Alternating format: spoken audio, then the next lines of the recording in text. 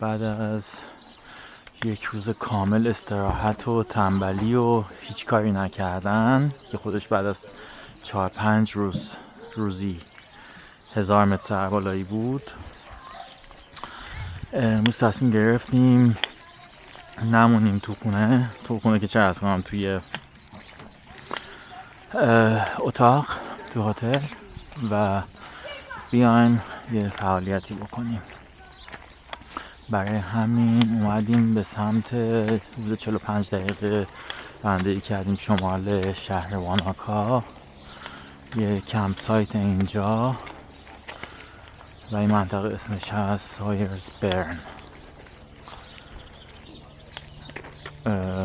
چند آدم عقب‌تر برم که بتونم راحت حرف بزنم. آره خلاصه اومدیم به سمت اینجا به اسم سایرز برن. قراره که بریم بالا حالا تا هر چقدری که حوصله‌مون شد. یه تکونی خورده باشیم، یه هوایی بخوریم. دوباره قراره که بارون بیاد یکم بعدن، همینجوری که پیشتر میریم داخل روز. ولی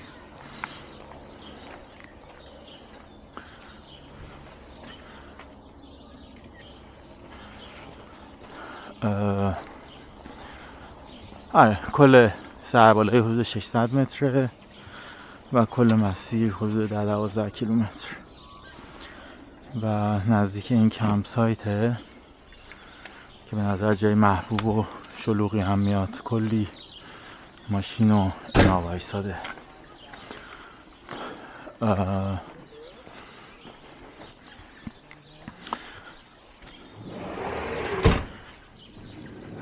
ما همینو بریم تا ببینیم به کجا میرسیم.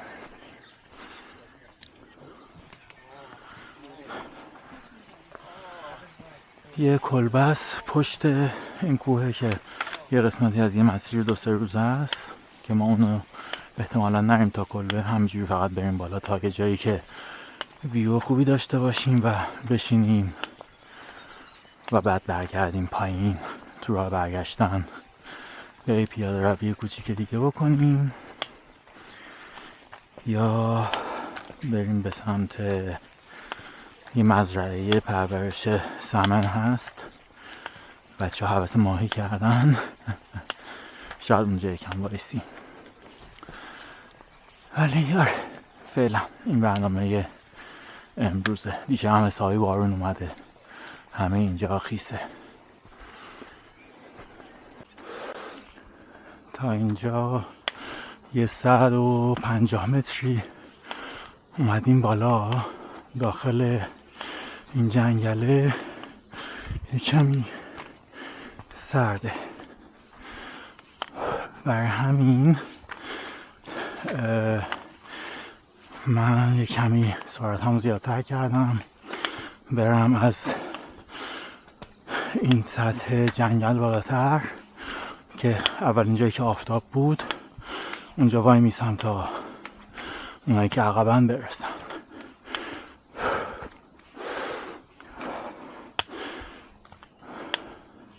خیلی کار خوبی کردیم که امروز نموندیم تو شهر. البته دیروز خوب بود، دیروز رو لازم داشتیم. من واقعا خسته بودم مثل همه. اکثر اینا که تا ساعت 12 که بعد از ظهر تو رخت خواب بودن. ولی خب ما کاری که کردیم صبح حدود ساعت 8-8:30 زدیم بیرون از هتل که چه عرض کنم، بکپکر، همون بغل جامون یه مغازه کرپ فروشیه. روز ملی کرپ هم بود تو فرانسه. گردوننده های دکه 2 دختر فرانسوی هن دیگه. با خرید صبحانه یه دونه کرپ اضافی هم دادن بهمون به اون مناسبت. با خلاصه اونو گرفتیم با یه قهوه و رفتیم پای دریاچه نشستیم، صبحانمون رو خوردیم دیگه. یه ساعتی همونجا چرخیدیم و اینا. عجیب هممون گرسنه بودیم. رفتیم جاتون خالی، بستنی گرفتیم، اون هم نشستیم خوردیم، برگشتیم سمت بکپکرمون. یه اتاق تلویزیون داره دیگه، اونجا نشستیم و وای فای بود، در حال تماشای تلویزیون عکسامون رو مرتب کردیم، آپلود کردیم، بکاپ گرفتیم. با اینجور کارا ساعت 2-3 بعد از ظهر دوباره زدیم بیرون.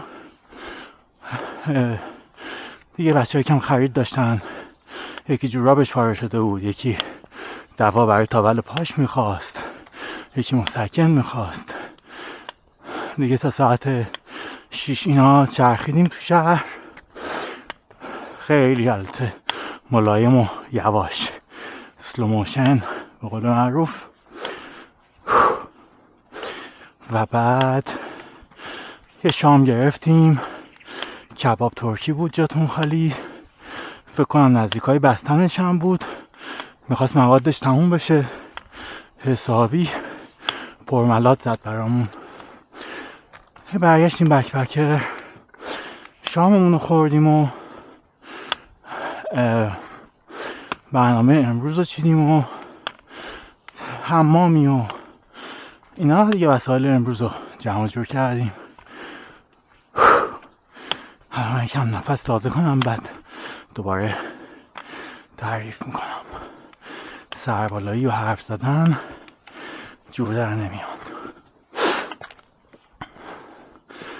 اونم نمیدونم معلومه یا نه، دریاچه هست اون پایین، دریاچه هاویا، دریاچه به موازات دریاچه واناکا، به فاصله 10-20 دقیقه رانندگی.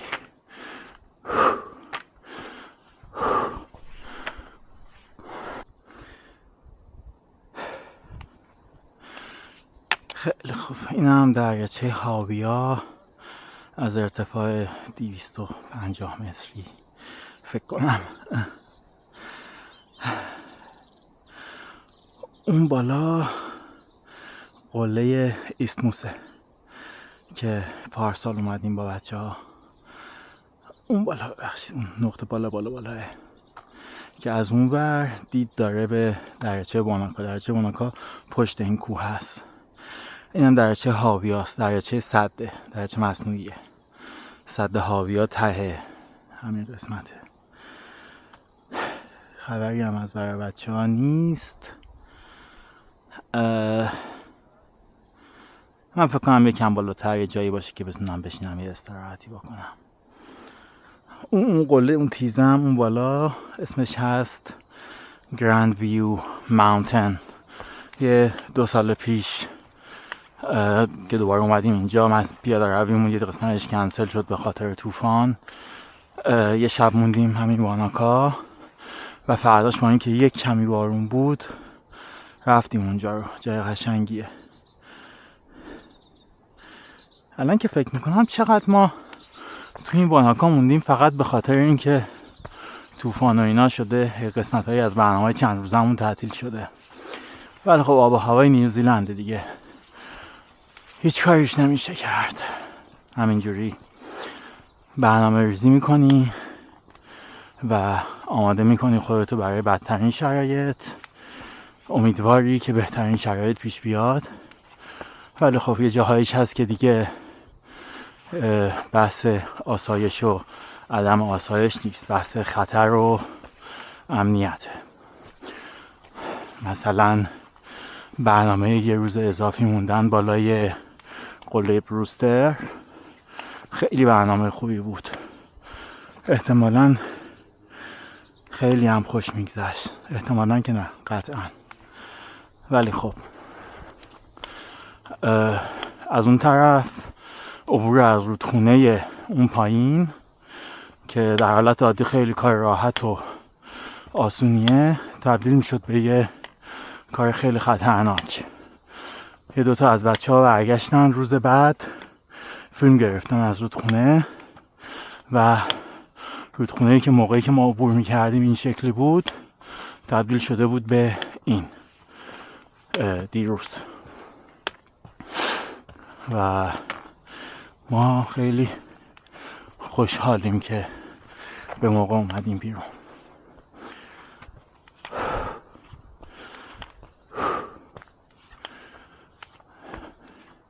فکر کنم تا اونجایی که میخوام بشینم و منتظر بچه ها باشم زیاد تو نمونده، یه ربع ساعت 20 دقیقه دیگه.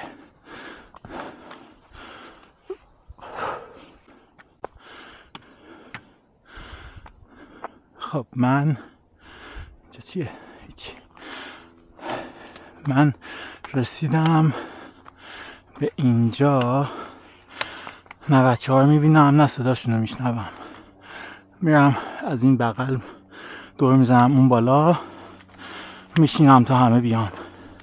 آفتاب خوبیه و من هم گرسنم، صبحانه نخوردم و فکر کنم ایده خوبی باشه که یه شکلات چیزی بخورم.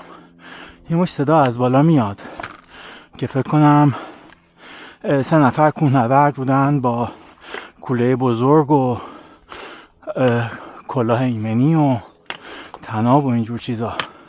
هیچ ایده ای ندارم که کجا داشتن میرفتن، ولی به نظر می اومد که بارشون رو جوری بستن که 3-4 روز تو راه باشن. 2-3 روز، حالا ببخشید نمیدونم چند روز، ولی احتمالاً میرن به سمت کلبه و ادامه این مسیر که این دور حلقه میزنه. خب این هم منظره زیبای دریاچه هاویا از این بالا زیباست.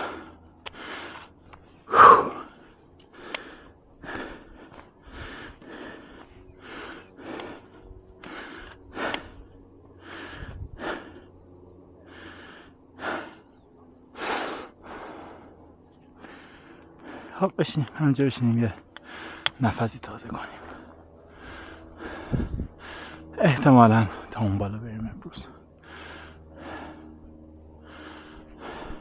یه 20 دقیقه اونجا نشستم دیگه، همه رسیدن و تصمیم گرفتن که همشون همونجا بمونن دیگه. من، ایوا و کالین گفتیم بیایم تا این بالا سریع سرکی بکشیم ببینیم چی به چیه و بریم به سمت بچه ها دوباره. یه ربع ساعتی که تو راهیم، احتمالاً یه 5 دقیقه دیگه برسیم.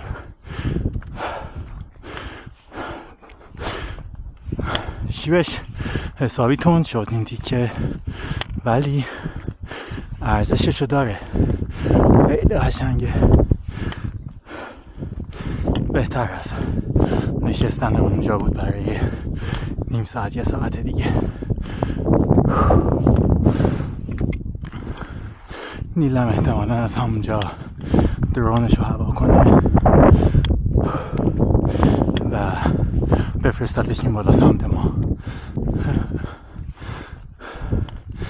چقدر جالبه بافته اینجا. مثلا اون کوه اون قسمت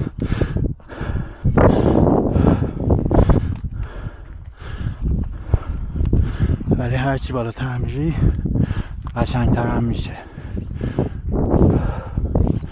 حالا اون بالا که رسیدم یه مش عکس و فیلم دوباره باید بگیرم.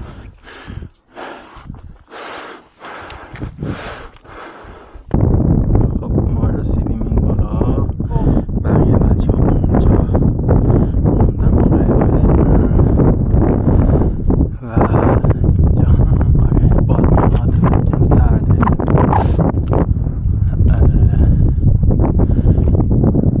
نمیشه فکر کنم ادامه بده تا اونجا بوده، ولی خب خبری نیست اونجا، یعنی ویو 360 درجه نداری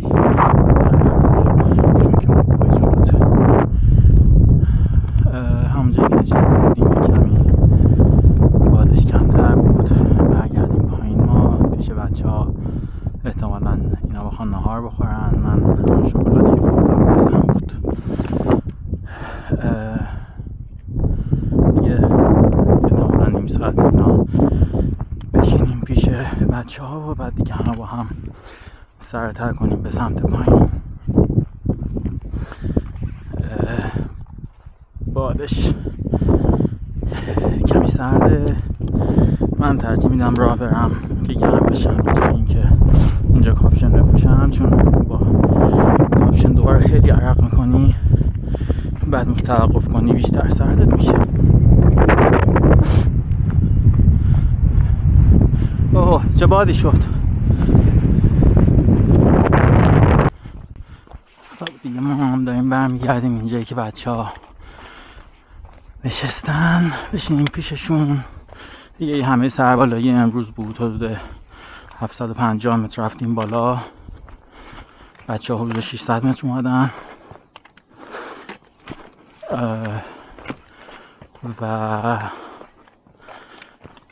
آره دیگه 4 ساعت خوب گذروندیم. حالا تا برگردیم پای ماشین احتمالاً بشه 5 ساعت دیگه. برگردیم شهر، دوشی بگیریم و احتمالاً بریم همون دور بر یه قدمی بزنیم و یه بستنی شامی چیزی دیرتر بخوریم و وسایلمون رو جمع کنیم. فردا ساعت 10 صبح باید اتاقا رو تحویل بدیم و بزنیم به راه به سمت کوینزتاون که برای 2 شب آینده جا گرفتیم دیگه. اونجا هم 1-2 تا کوه کوچیکه، هر روز یکیشو بریم بالا و پایین تا ببینیم چی میشه. حیف شد که اون برنامه چی بود ارنست لابرنمون کنسل شد، ولی خب اون طرف حسابی طوفانه. ریس خورد بنده خدا. آره خلاصه حالا دوباره اگه کار خاصی کردیم تو این سفر فیلمشو میگیرم، ولی بعیده. هوای 1-2 روز آینده اصلا خوب به نظر نمیاد. خدا چقدر این منطقه قشنگه.